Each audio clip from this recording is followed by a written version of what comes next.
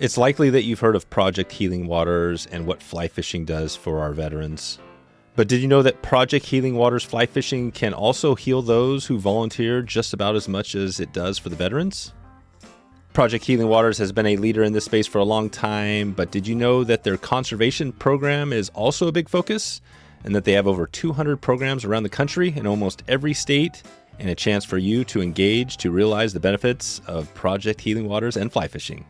This is the Wet Fly Swing Podcast, where I show you the best places to travel to for fly fishing, how to find the best resources and tools to prepare for that big trip, and what you can do to give back to the fish species we all love. How's it going? I'm Dave, host of the Wet Fly Swing Podcast. I've been fly fishing since I was a little kid. I grew up around a little fly shop and have created one of the largest fly fishing podcasts in this country. I've also interviewed more of the greatest fly anglers than just about anyone out there. AJ Gottschalk, creative director at Project Healing Waters, is going to take us into a big update on where they're moving the needle next for veterans and how you can help as well. We're going to find out how he found himself in Tennessee tossing an Orvis Superfine with wet flies, why Project Healing Waters is more than just fly fishing, and how they are healing the waters and the fish from the great stories today. Plus, we're going to let you know how you can enter right now to win a Toyota Tundra and a drift boat as part of their big event this year, Toyota Tundra. Who doesn't want to take home one of those? Let's find out how we can support this amazing group. Here we go. AJ Gottschalk from projecthealingwaters.org.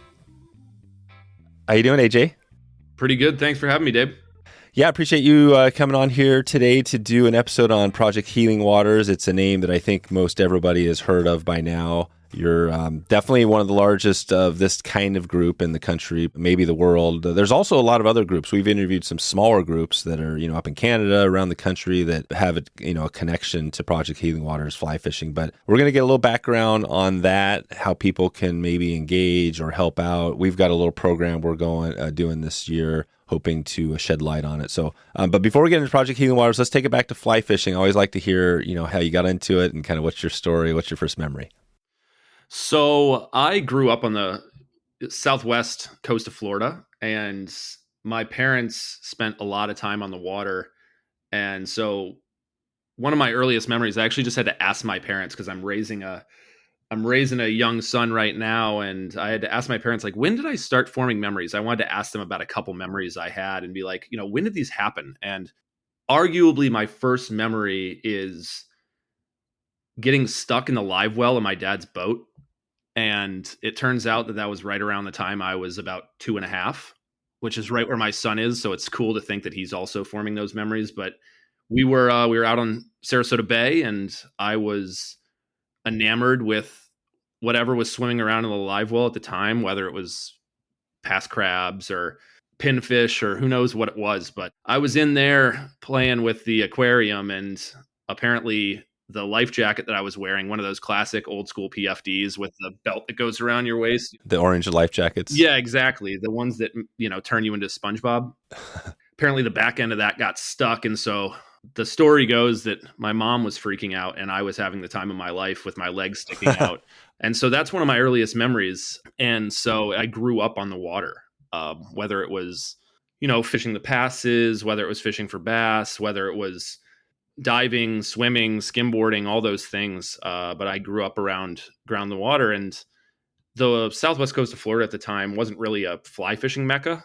It was more just fish however you want to fish. But I remember my dad having an old Bass Pro White River 6-weight, and I would cast that on the beach.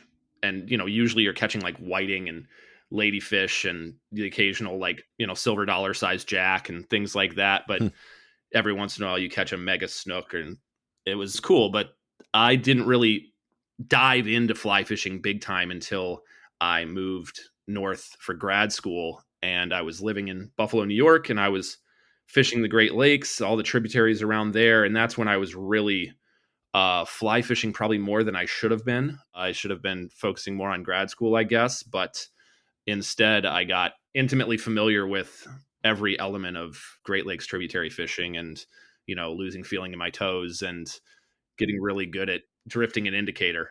And then, then obviously you follow the progression, and then you get really into swinging flies because the fish numbers there are so wild that swinging flies is still wildly effective. And so that's kind of it. And now I've been very lucky to get to do a whole lot more fly fishing all over the world. But that's sort of the rapid origin story. Yeah, that's awesome. I love that.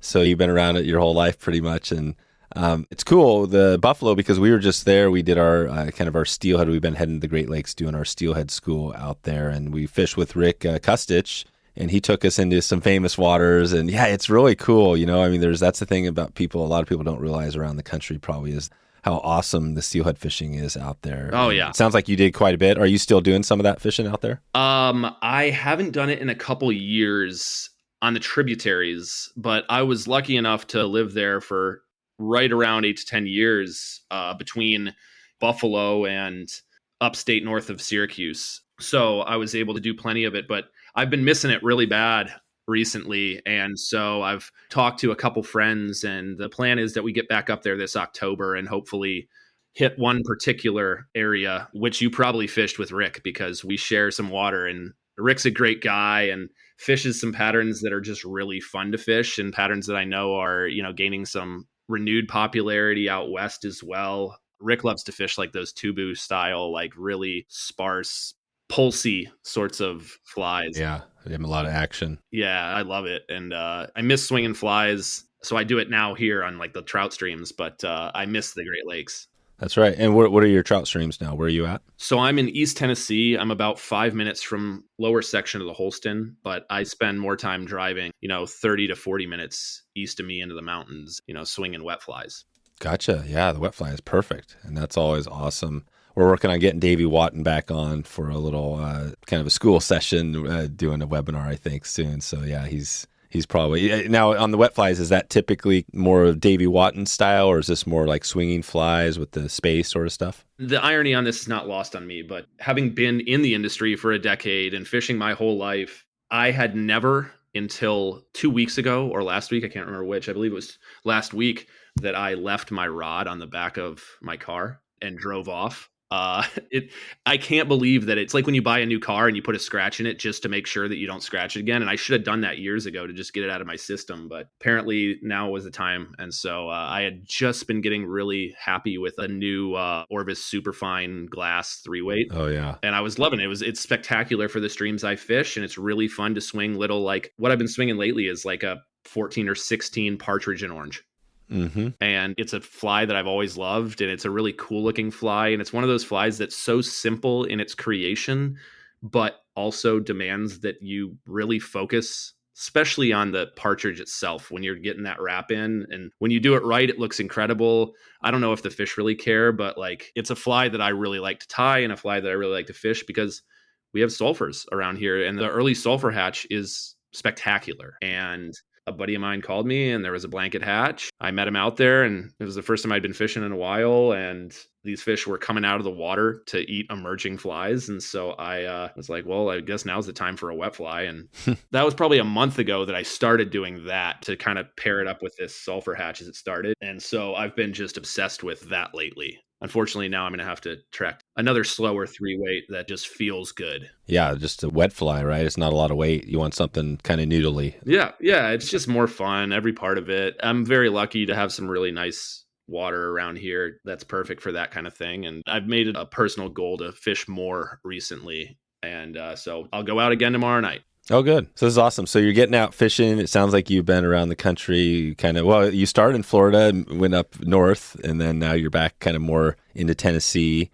And I mean, I think that part of the world is cool too, right? Because like you got the mountains, but it's pretty diverse. Do you feel like there's a lot to do in Tennessee as far as species and fishing? Yeah, it's really cool actually, in that I lived 2 different stints in Kentucky, and Kentucky's really rad, but it's primarily a smallmouth and carp fishery in the more central and northern parts of the state. You spend a lot of time with what a lot of people would call like coarse fish, whether it's carp, whether it's quillback carp suckers and red horse and those kinds of species. But in Tennessee, you've got incredible trout fisheries. You've got incredible smallmouth fisheries in East and Middle Tennessee.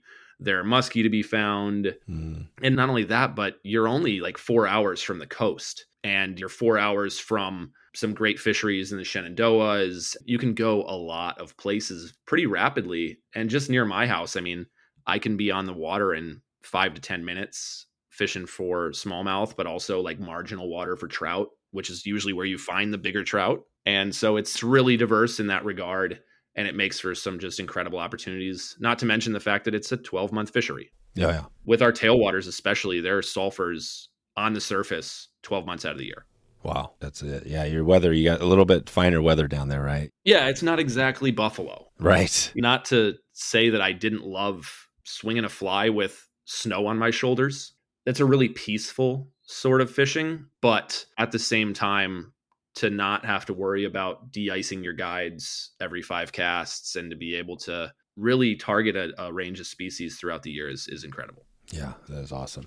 Nice. Well, maybe we'll swing around here towards the end with some more on the fishing, but I wanted to check in on Project Healing Waters, which is kind of what takes up most of your time during the day now. We've done a few episodes, like I said, in the past. It's been a little while, so I was hoping to do a little update on Project Healing Waters, what you have going, maybe some of the new things that are out there. But maybe we could start off with what your position is. Maybe you could describe what that is and then how you maybe came to Project Healing Waters. Absolutely. Originally, well, first question was, my position. So I'm now the creative director for Project Healing Waters. I originally encountered the organization years ago through working for Allen Fly Fishing. And when I was working for Allen Fly Fishing, we were donating everything from rods and reels, but most importantly, hooks to the fly tying side of Project Healing Waters. We were donating to programs across the country, and it was a really great opportunity to get dialed into the organization and just see how impactful it can be and to help be a part of that impact. So there was a particular tournament that would happen out of Knoxville, Tennessee on the Clinch River, and it was called the Smoky Mountain Grand Slam.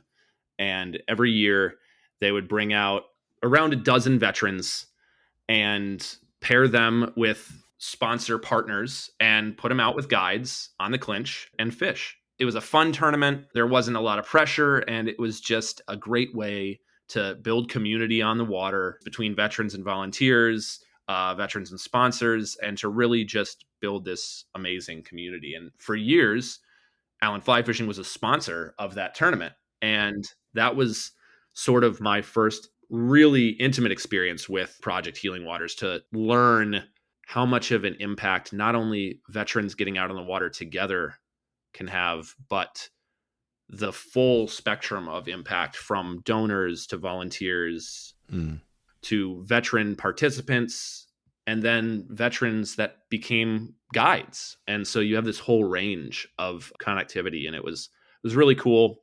And through that, I was interacting with Healing Waters over the years and got asked to come on right around a year and a half ago to help out with a number of things, from, streamlining the ordering process because of my industry experience, to tightening up the vendor list to make sure that the best products were available to veteran participants, and also just to do sort of the digital marketing and brand direction for the organization. And since then, we've really been sort of revamping the organization to ensure that we're able to help the next generation of veterans. Historically, the organization started in 2005. Ed Nicholson, a Navy captain, was at Walter Reed, and he saw that there were a lot of disabled veterans that were, struggling with sort of the separation from the service caused by, injuries.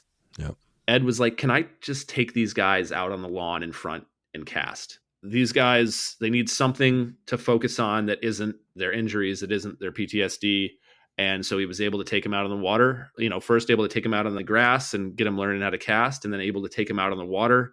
We're a year out from our 20th anniversary and serving veterans from every service era. And, now a big focus is to ensure that not only do we continue to serve those veterans, we still have veterans from the earlier wars, mid-century wars, and a lot of Vietnam veterans.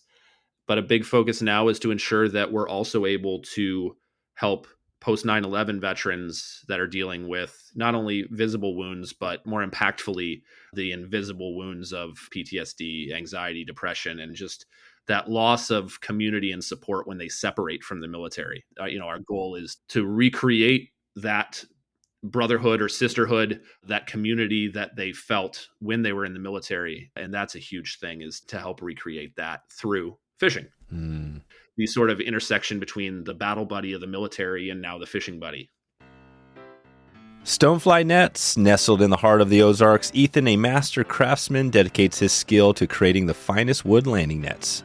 Stonefly nets are more than just nets. They are part of our story, each cast and every cast.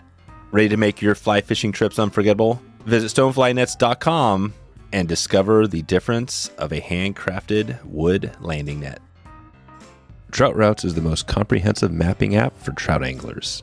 With over 50,000 trout streams, 350,000 access points, public land maps, and more, Trout Routes is the #1 resource for navigating, researching, and exploring trout streams. You can download Trout Routes for free in the App Store today. Just search for Trout Routes on your phone and take your exploration to the next level. That's Trout Routes, TROUTROUTES.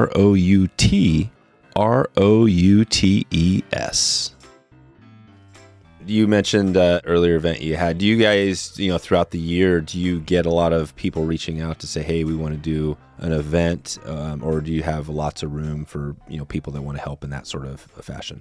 Oh man, there's always room to help. And that's a big thing, right? And that's sort of part of the revamp that we're working on, is grow the brand in a way that, again, it's already it's a national organization. We're present in 48 states. We have nearly 200 programs across those states.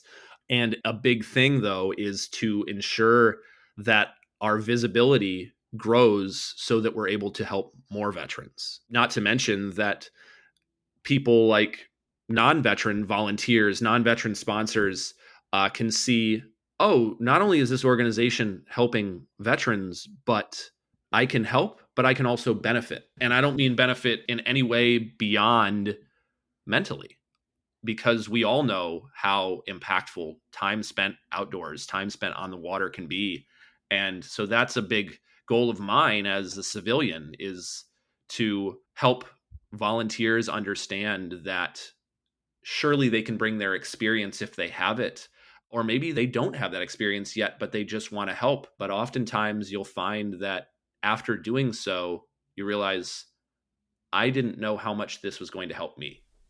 And I didn't realize how much maybe I needed. And so that's a big step, is for sharing the reality of Project Healing Waters, that surely we are healing those who serve, but we also are often helping the volunteers themselves. And it just helps continue to build that wonderful community where everyone comes together and everyone realizes that not only are volunteers serving veterans in their healing journey, but those veterans are still serving volunteers in a healing journey that the volunteers often didn't even know they needed. Oh, wow. Yeah, that's amazing. And that makes sense, because we've all had, right, throughout life, and sometimes you bury it, you don't even think about it, but we've all had trauma of some form, right? And so that's kind of what you're saying. It's almost like, obviously the folks coming through who have been to war, it's a whole different, level of things, but that makes a lot of sense. You mentioned 200 programs. What is and maybe you can spotlight, or maybe first describe a little bit about what some of those programs are. They very diverse? Are they all very similar? Maybe you could highlight one or two of those. They can be very diverse. I mean, we have some very large programs in Colorado. Both Denver and Colorado Springs are particularly large programs, but some of our earlier programs that are east in the National Capital Region are also still pretty large. And the cool thing is, when we find those programs in those areas that are dense, not only with veterans, but with active military, is that you find these programs that have both. And that's a big thing, is to have active military that are still involved, that can be a vector for what our program represents. And so it allows us to help when people are transitioning out of the military, that they already know that they have a community that they can join. Right. And so we've got incredible programs in Charleston, South Carolina. We've got incredible programs throughout the country. The only states that we're not in yet are Louisiana and Hawaii, and I don't anticipate that absence will be for much longer. And it really just comes down to awareness of our programs. And we're a volunteer-led organization. So not only is it awareness, but it's finding those volunteers that are willing to sort of lift the banner and lead from the front and help with that healing mission. Gotcha. Okay. Soon, and it sounds like all 50 states. Well, what if we were, we're thinking about this a little bit, putting something together, or maybe trying to find a way just to get our listeners more engaged. Like you said, I'm not sure what percentage of our listeners have some connection to the military. That'd be a good question to find out, but I'm guessing it's some small percentage of the group. But yeah, what would you say if somebody's listening right now and they're thinking, man, I want to help, I want to get involved, I want to maybe find one of these events? What would you tell them? I mean, the first step is check out our website. Again, it's that projecthealingwaters.org. We have a locations list on the website, and you can go there and find if there's one local to you. And then you can speak to either a field sports specialist, who's their national staff that support our programs, or a regional coordinator or your local program leader, and find out, hey, when are you guys going to be on the water next? Or when are you guys going to be having a meeting where you're tying flies or building rods next? Or, I've been casting a fly rod for 20 years and I'm a certified caster. How can I help? It can be any of those things, but it can also be, hey, I've never interacted with veterans in my life, and I'm curious how maybe the trauma that I've experienced in my life might relate to the trauma that veterans have experienced. How can I just spend some time outdoors with people that are in a similar ballpark as I am? So the first start is that location page. And then from there, it can be as simple as, if you don't want to go check that out and you're just curious about, some trout bum that was telling you about Project Healing Waters, shoot me a message, hit me up on Instagram, email me. We strive to be as available as possible, because that is the first step to making sure that we can help, is to ensure that you're able to open the door and walk through it. But more importantly, that we'll hold the door open for you on the way in. Right. So that's the cool thing, is that since you have programs in every state, pretty much you can just go find that local contact, and there will be some opportunities in your state. That's what's amazing about this. You guys have grown so big. Absolutely. And that's the goal, is to be able to help as many veterans as possible in as many places as possible. Perfect. I mean, it's just recently, we're talking now, it's early June, but we're kind of getting ready for the summer, and Memorial Day was just too long ago. We had an episode that went out on Memorial Day. Bo Beasley wrote this book, Healing Waters, and it was we've had a connection with Bo for a while now, and it was cool to talk to him. He's very passionate about it. I mean, in that book, he basically interviewed a number of people and told some of the stories, some pretty hard hitting the real, really what it was like, right? What people went through. I'm not sure if stories are the best, but how do you give people an insight of what Project Healing Waters does for people? Because I think it's hard to, if you haven't been to war, I think it's hard to understand, but maybe, can you describe that a little bit? Yeah, absolutely. Like, the first step for us is that, like you noted, and Bo's book is a great example, is that there are a lot of incredibly profound stories from veterans, both those that have been to war, those that experience other forms of trauma in the military that were not related to the war.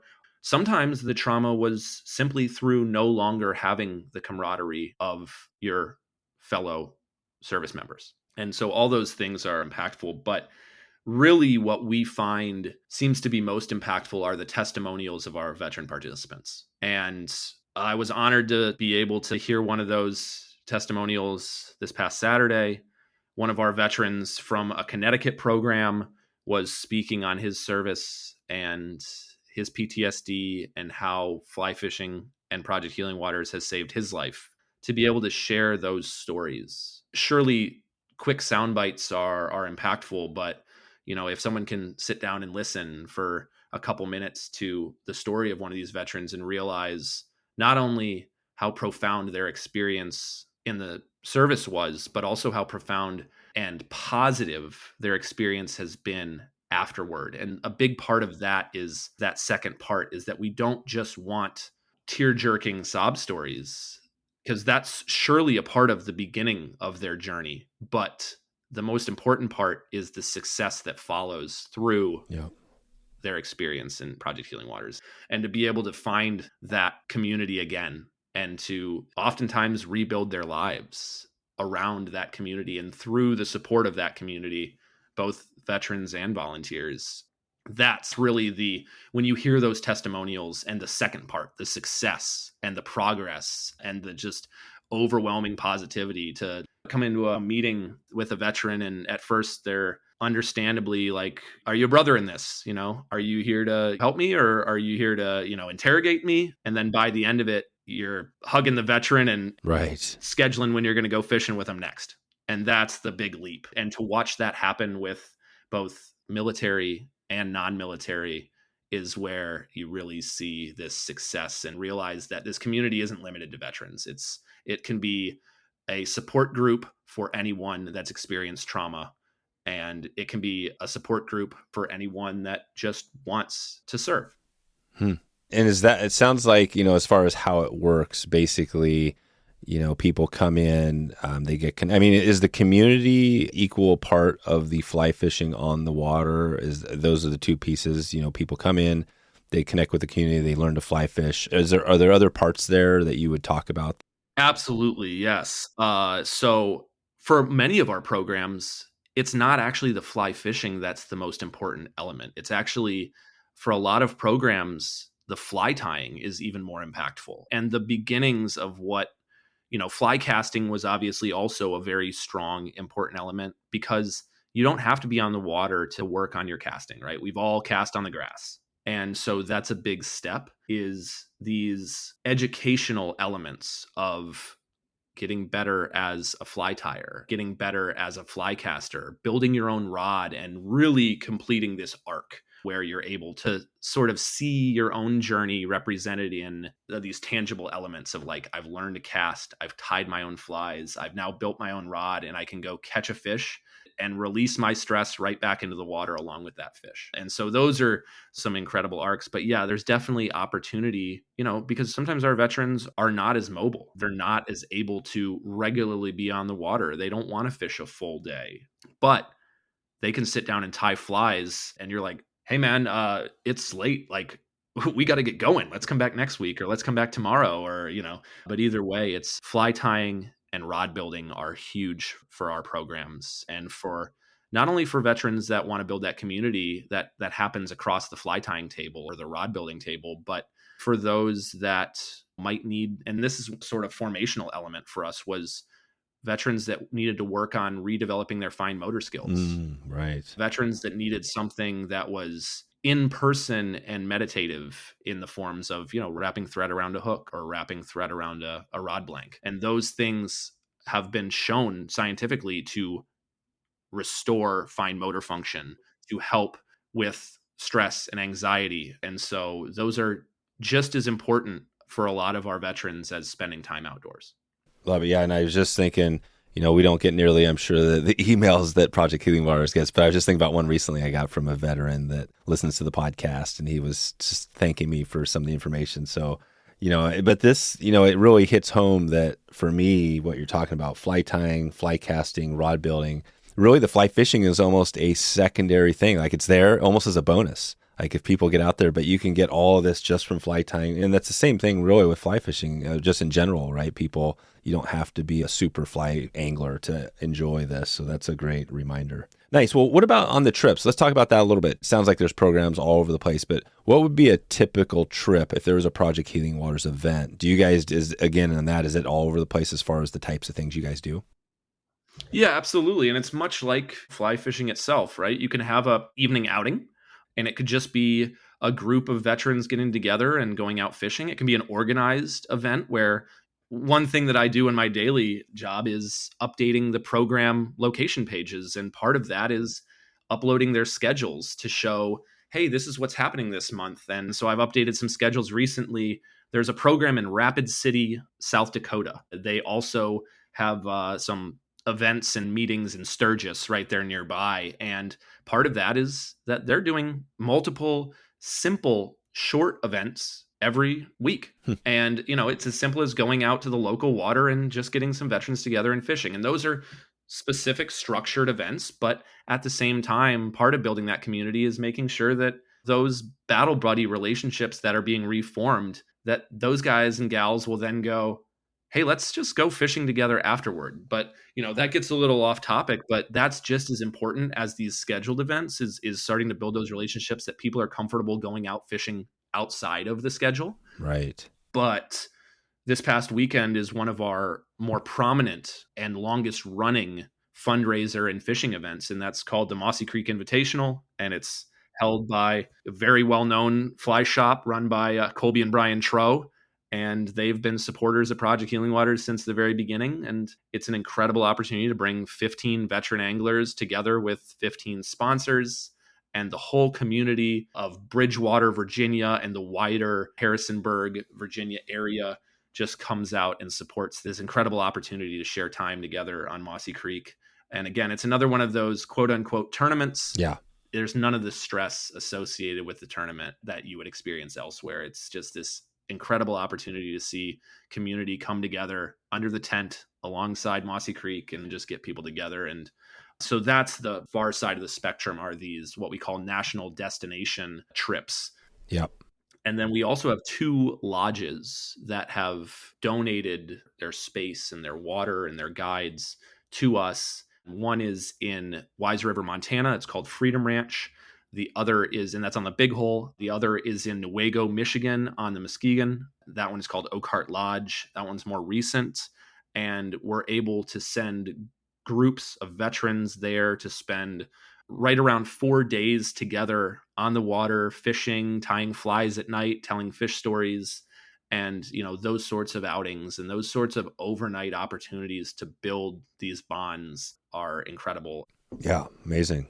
I love it. I love that you mentioned the Mossy Creek Invitational because we were just over there. We just did our kind of East Coast trout school and with Colby, and it was amazing because it was my first time in Virginia, and we fished Mossy Creek. And I've got this epic story, which the cool thing, that creek is this really unique spring creek. But yeah, Colby and the crew was so awesome and such a cool place. And actually, in fact, in a couple hours, I'm going to be interviewing Nick, one of his guides. Yeah, I'll have to send him over then. I've got some... Nick somehow sneaks into my best photos from that trip every year. And it's really cool to get back and see those same guides every year and to see the impact of the trip for them. And I'm sure Nick will talk about this as well. But every year at the Mossy Creek Invitational, they honor a particular group through what they call the Spirit of Mossy Creek Award. And this year, the honorees were the guides of Mossy Creek. It was just really cool to see them honored in that way as well. Yeah. But again, my favorite photo that I've seen so far of what I took this weekend was Nick right under the bridge there, right on the center at the heart of our event. He and a sponsor and veteran pair caught an absolute monster, which of course the camera wasn't there for. But then right afterward caught a wonderful fish, and everyone was like on the bridge watching, and this all happened. And there's Nick at the center of this group of smiling sponsor veteran pair, and Nick smiling too and holding the fish up. It's a really impactful weekend. Yeah, that's amazing. I think it's cool because the more you get into, and I'm sure you see this too, the more of the connections in Mossy Creek, and then there's a person you meet, and then they introduce you to somebody that's this really cool, and it's just fly fishing. I was just interviewing Hooké, right? They're a Canadian up in Canada, big company up there and Fred was talking about how things have changed, in fly fishing and how the community, right? That it's not... Nobody's in it to get rich. Really, right? It's fly fishing. There's nobody sponsored. Nobody's making millions of dollars. And because of that, he was comparing it to skateboarding or some of those other outdoor events where you can make millions being sponsored. But so I think fly fishing, because of that, is this really cool. I don't know. Do you feel that? Have you been in other outdoor arenas? Do you see that, why is fly fishing what it is? Is it different than everything else? I've been thinking about this a lot lately, and I was recently talking about it. And to digress slightly, because obviously, as you've already learned, I'm particularly concise. Yeah. When I was in grad school as an archaeologist. And if there's ever a trade almost where you make even less than you do in the fly fishing industry, that's it. It's archaeology. So I was promised the riches of the fly fishing industry, and it lured me away from archaeology. And to be fair, all of my work in archaeology my particular research was related to the impacts of industry from centuries ago and the growth of industry and how it impacts the landscape around it, particularly studying that in Sweden. And now I find myself wanting to go back to Sweden to fish those same rivers and swing them for salmon. And so it's a weird intersection, but to come back to your question, I was sort of lured into it in that regard. And like any good fly fishing industry employee, it was not about the money. It was like, where can I go and who can I fish with and what more can I learn? I think the second any of those thoughts stop, whether you're industry, whether you're just interested, that's when, sort of the joy of it dies, is when you stop thinking like, hey, who can I spend time on the water with next? What can I learn on the water next? Right. And, those are things that I try and inspire in every conversation I have about Project Healing Waters as well, because we should all continue to try and learn and also to try and educate. But I remember very early on, this is probably 12 years ago now, 10 years ago, I don't know, but I was hanging out with Brian Gregson out in Belgrade. I remember him going, dude, don't get in the fly fishing industry. You'll never make any money. And unfortunately, my wife was there for the conversation and has held that reality over my head my whole life since. Right. To really round it out is like the value of what time on the water brings and the value of the friendships that you form within the industry. The friendships I formed with Brian and Colby from, to put it honestly, from basically being provided with beer all weekend at trade shows, courtesy of the boys at Mossy Creek. That's obviously important. We've got a running tradition that every time I show up to the fly shop, Mossy Creek, I have to walk in with at least a case of PBR or I'm not allowed entry. And so that's just, a small little thing about those relationships and the fun inside jokes. But more importantly, the value. I mean, we are a social species as humans, and the value of the socialization that's part of fly fishing is priceless. And so that's how you kind of justify being a trout bum, being a shop rat, all those things, is that the experience of traveling the world and meeting new people and learning new things is far and away more important than the wage you make in the fly fishing industry. Unleash your fly fishing potential with Togen's Fly Shop. Discover their premium products, including fly materials, hooks, and a wide range of fly tying and fishing gear. Trusted by anglers since 2005. Shop now and make this year your best with their expert tutorials and top quality gear. Visit togensflyshop.com right now. You can support a great fly shop and this podcast by checking out Togens today.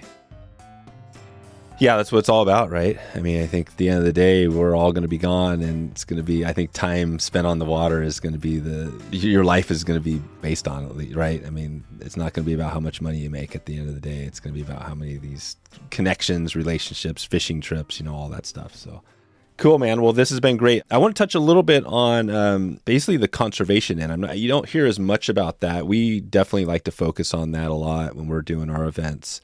And I think there was a Bonefish Tarpon Trust, maybe an event out there, but describe that. Is that something also you're looking at where you're thinking conservation is a big part of what you guys do? 100%. And I'm glad you brought that up, because that was the next two things that I wanted to touch upon are where we go as an organization. And a big thing is the reality that we would be incredible hypocrites if we were using the water to heal, but we weren't doing our best as volunteers, as veteran participants, as sponsors to heal the water that is at the core of what we do. So to be able to connect with conservation entities like Bonefish and Tarpon Trust, like Trout Unlimited, and all manner of other organizations, both larger scale like American Rivers and small scale like local waterkeepers and things like that. In many cases, Trout Unlimited is a supporting entity for our local clubs. I can think of some particular examples in like Winchester, Virginia, for instance. Their local Trout Unlimited chapter is imperative in the support of that local program, and that's not an exception. So there are plenty of opportunities like that. But the one you brought up with Bonefish Tarpon Trust, my work in the industry in the past, I got to know the guys at Bonefish and Tarpon Trust. Mark Rabine, who you interviewed recently, became a fishing buddy of mine and a bit of a two-part comedy act that we like to carry on whenever we're together. But also Justin Lewis, who is Bonefish Tarpon Trust Bahamas Initiative Manager. Right. He has basically, he's like one of the godfathers or uncles to my son. And so it was really a great opportunity to have been invited to be the photographer before I worked for Project Healing Waters, to join them on a trip to the Bahamas to plant mangroves that were destroyed by the Hurricane Dorian. And so to be able to take this crew of veterans to the Bahamas, you hear the stories of some of the veterans on that trip that, haven't been comfortable getting on an airplane since they were taking fire over war zones. And so they're even domestic flights, but flying over water and these elements that certainly can be triggering for them. But then you bring them to the Bahamas and they have the opportunity to start of getting out on the water with their peers, but also taking these shoots, these mangrove shoots, and plugging them in on this little horseshoe island, like almost like a miniature like atoll. Oh, right. And obviously, it's not. There's no volcano underneath, so it's not actually an atoll, but it looks like it from above. And it's directly across the water. We actually launch out of the dock next to Abaco Lodge for that. And so it was this very profound experience of watching veterans and working alongside these veterans to plant these mangroves and sort of regenerate this fishery, and to feel the regenerative power of the fishery on themselves, but know that they're helping do more to make sure that the next group of veterans has an even better experience, to make sure that the estuary for those bonefish doesn't disappear, and to ensure that this can continue. Because ultimately, many veterans, the great majority of veterans, were called to serve, and that call didn't end when they separated from the military. And so it's a very easy, logical step for them to serve their communities, for them to serve the water that helps them heal, to serve nature that helps them heal.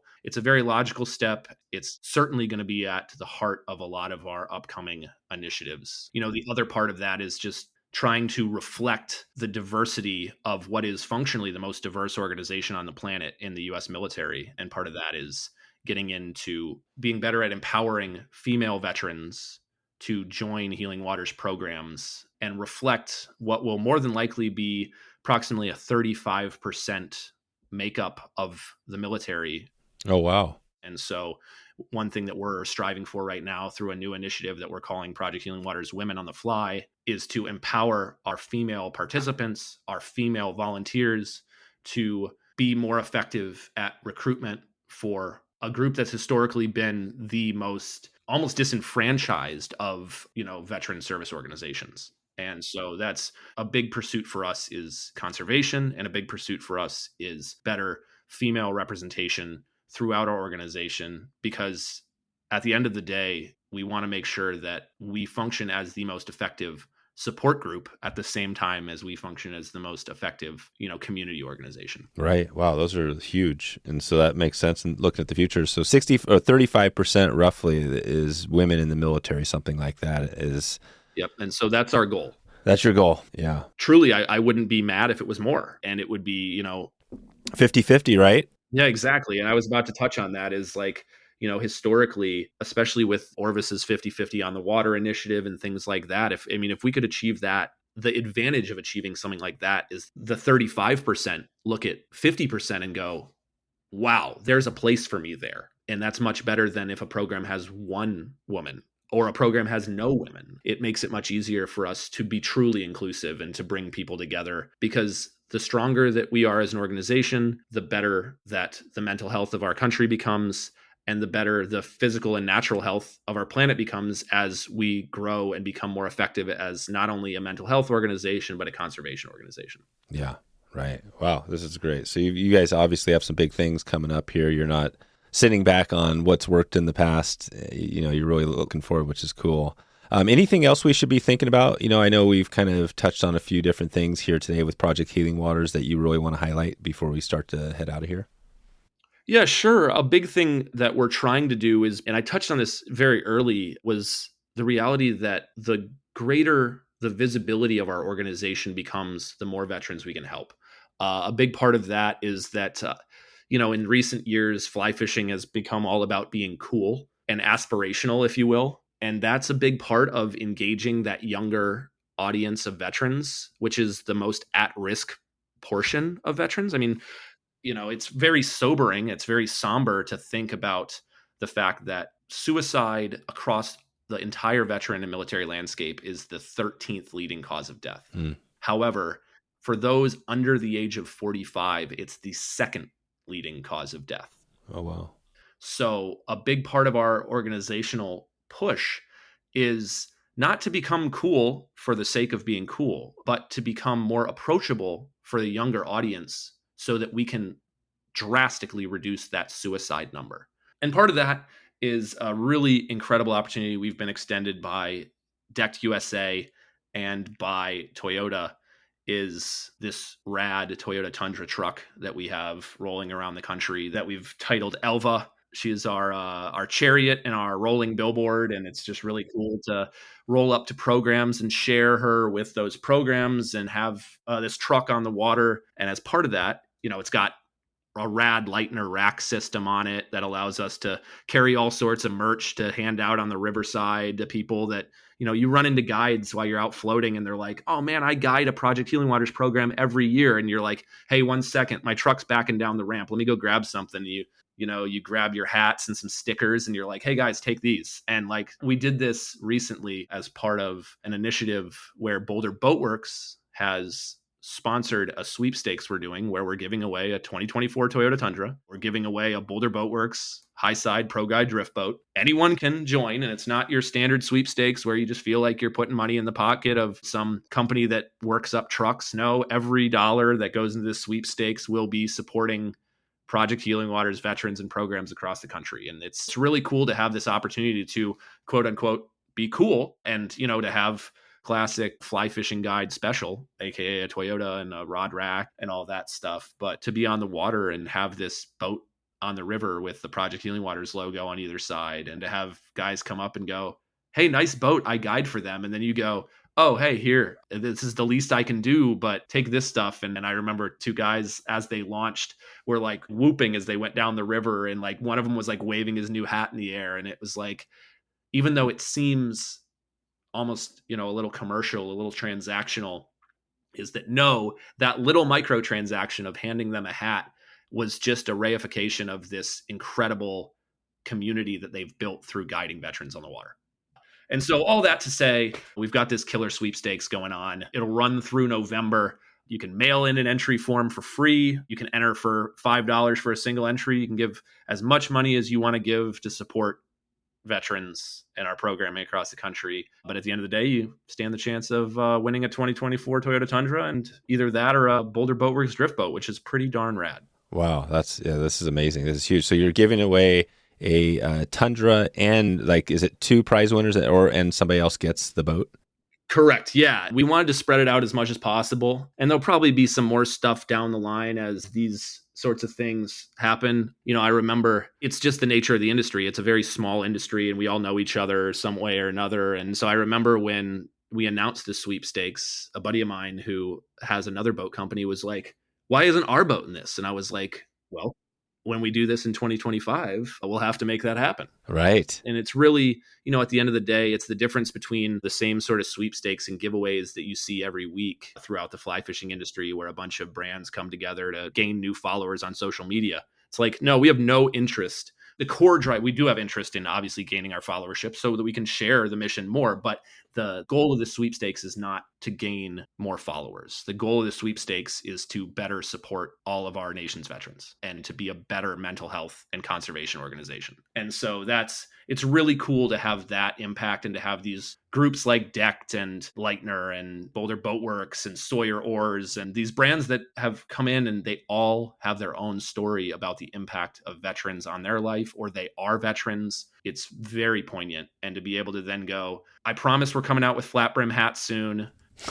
And you can get a rad Toyota and a killer drift boat, but more importantly, you can feel good about it. Yeah, this is cool. No, I love where you guys are going. And yeah, I think you're right. It's hard to, how do you stand out from the crowd? That's something you're, as the creative director, right? That's something you're always, I'm sure, thinking about, because there's a lot of the same stuff out there. And you see it, when there's a Tundra, you're giving away a Tundra. Not everybody, I haven't seen that before, right? But that's pretty, how does that work with Toyota? So Toyota must be also getting lots of, everybody, Toyota's a great company.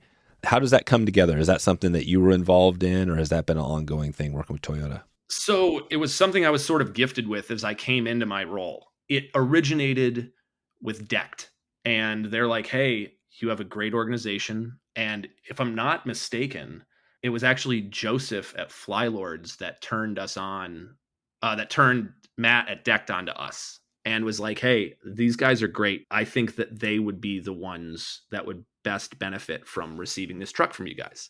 Admittedly, part of being a little busy all the time is I certainly owe Matt a call at Decked and be like, hey, bro, let's keep planning. Let's keep scheming, because Decked has an incredible group of ambassadors, and those sorts of ambassadors are great for getting the mission out there. They've got the right people to share a great day on the water. And so those are a good start. But that's how it originated, is that it came through Decked, and Decked offered us this incredible opportunity.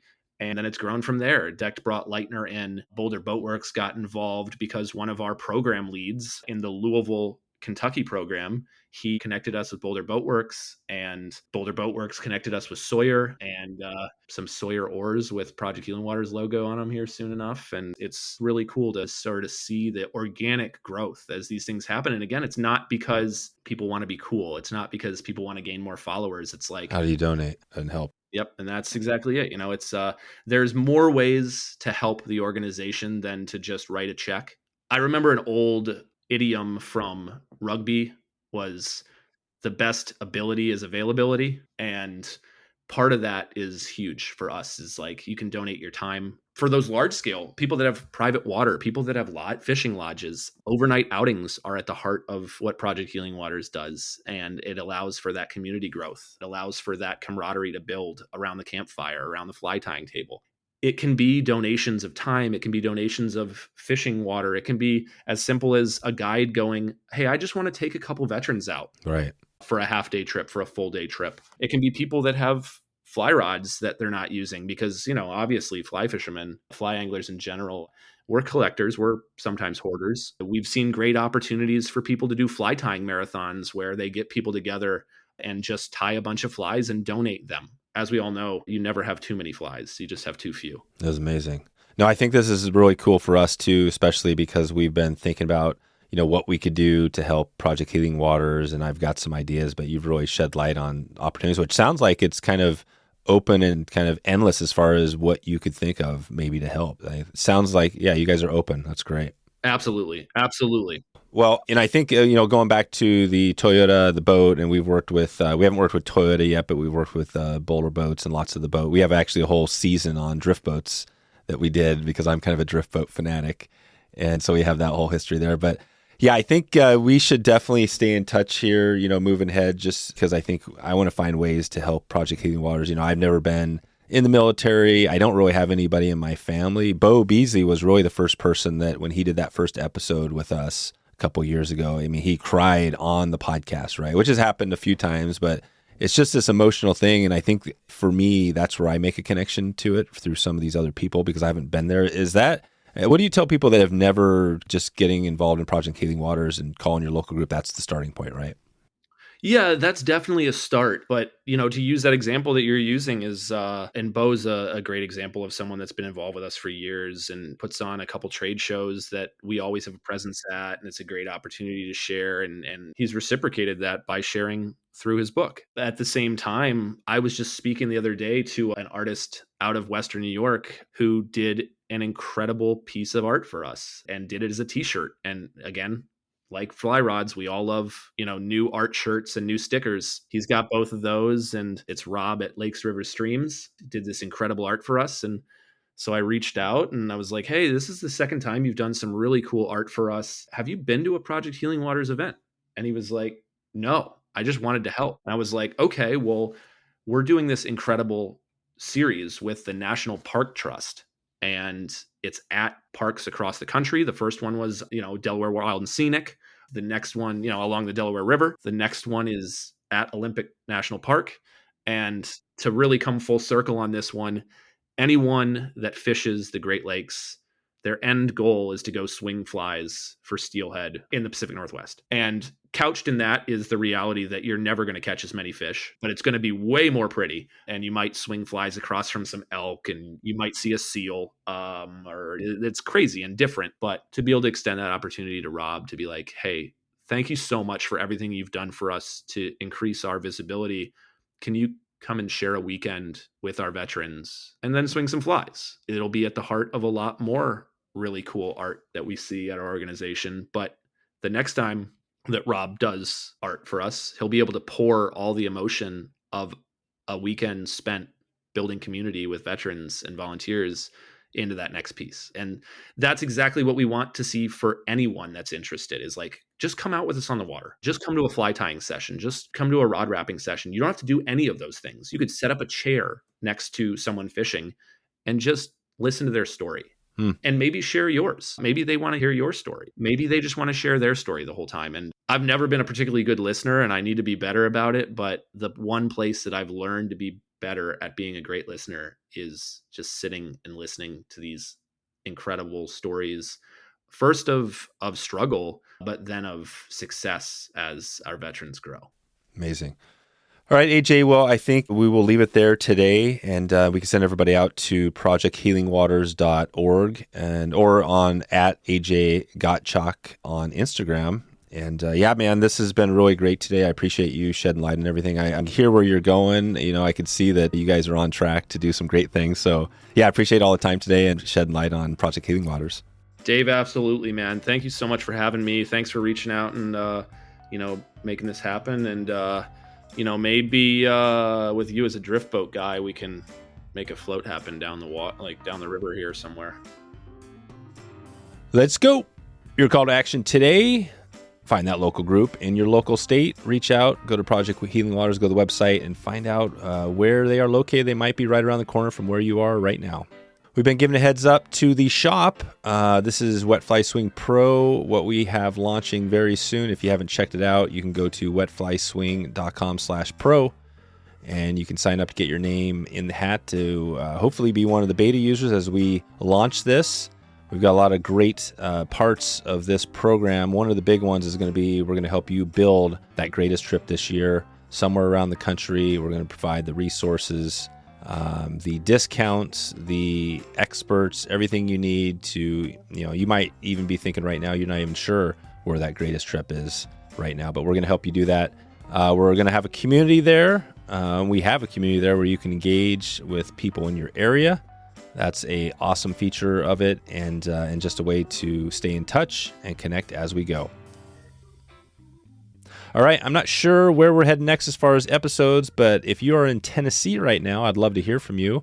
You might be driving or maybe running, potentially fishing, but either way, give me a heads up. Send me an email, dave@wetflyswing.com. Let me know you're from Tennessee, and I'll put together an episode for you if you get a chance.